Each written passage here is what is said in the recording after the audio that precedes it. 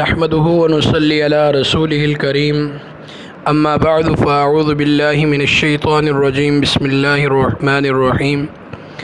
اگر آپ چاہتے ہیں کہ آپ پر اللہ جل جلالہ کی نعمتوں کی بارش ہو تو صبح فجر کی نماز کے بعد اور شام کے وقت مغرب کی نماز کے بعد اللہ جل جلالہ کی نعمتوں کا استحضار کر کے 101 مرتبہ الحمدللہ پڑھنے کا اہتمام کریں۔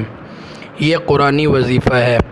قرآن مجید فرقان حمید کے اندر اللہ جل جلالہ ارشاد فرماتے ہیں لَإِن شَكَرْتُمْ لَأَزِيدَنَّكُمْ، اگر تم میری نعمتوں کو شمار کرو، میری نعمتوں کا تم شکر ادا کرو تو پھر میں تم پر اپنی نعمتوں کو مزید بڑھا دوں گا، اپنی نعمتوں کے اندر اضافہ کر دوں گا۔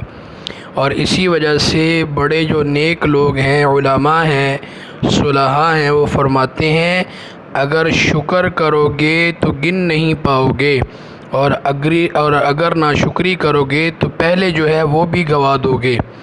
اللہ ہم سب کو عمل کی توفیق عطا فرمائے۔